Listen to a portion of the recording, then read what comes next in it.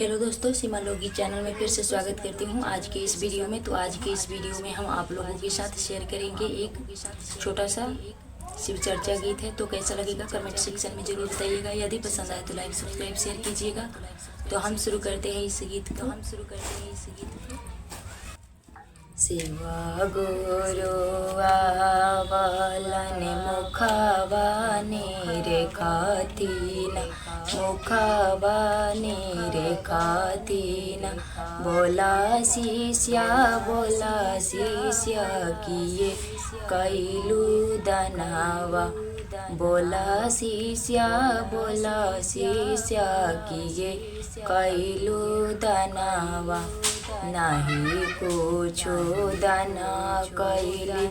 नहीं कुछ पुनः कैली नहीं कुछ पुनः कैली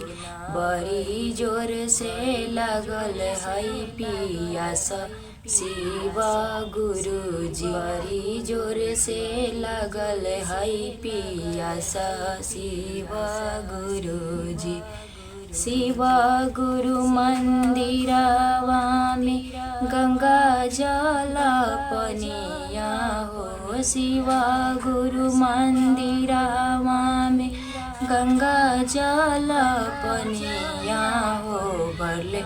हो तई जके ग्रहण कला शिष्या रनिया धैले हो तव जके ग्रहण कला शिष्या रनिया जब ही शिष्या रनिया जल ग्रहण कैलाना जल ग्रहण कैलाना जलावा भैले खुना खुना शिव गुरुजी जलावा भैले खुना खुना शिव गुरुजी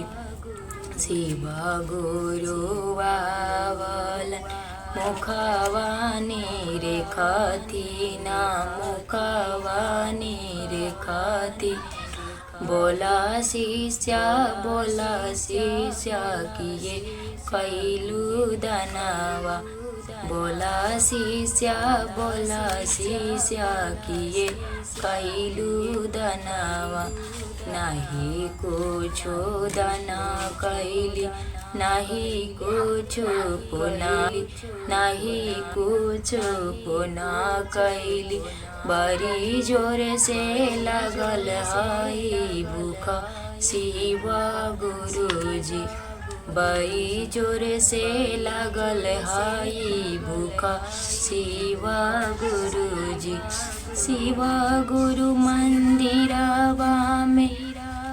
छपन रंग भोजनवा हो शिव गुरु मंदिरवा में छपन रंग भोजनवा हो बनल हो तई जाके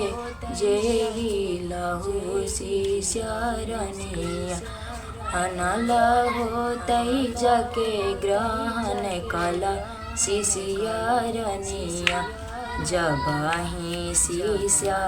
रनिया भोजन ग्रहण कैलाना भोजन ग्रहण कैलाना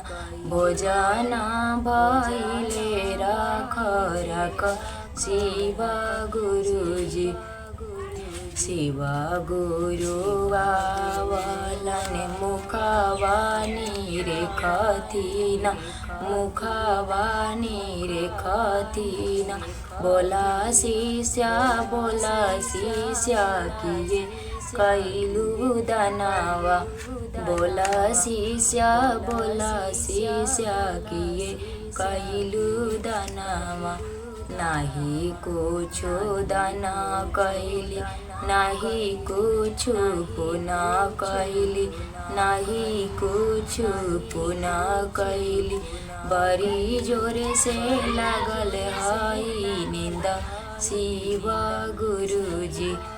बड़ी जोर से लगल है निंदा शिव गुरुजी शिव गुरु मंदिरवा में तो साका होता किया वायर शिवा गुरु मंदिरावा में तो साका किया हो का होतई जाके बिस्तर ग्रहण शिष्यरनिया हो कैले होतई जाके बिस्तर ग्रहण कल शिष्यरनिया जब आई शिष्यरनिया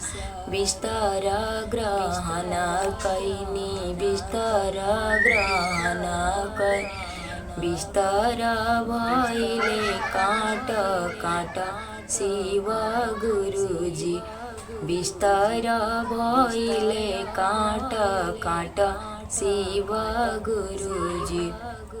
तो दोस्तों यही एक छोटा सा शिव चर्चा गीत था जो हम आप लोगों के साथ शेयर किया है। यदि पसंद आए तो लाइक सब्सक्राइब शेयर कीजिएगा और आप लोग ज़रूर सपोर्ट कीजिए हमें ताकि हम आगे बढ़ सकें। और फिर मिलते हैं हम अगली वीडियो में, तब तक के लिए।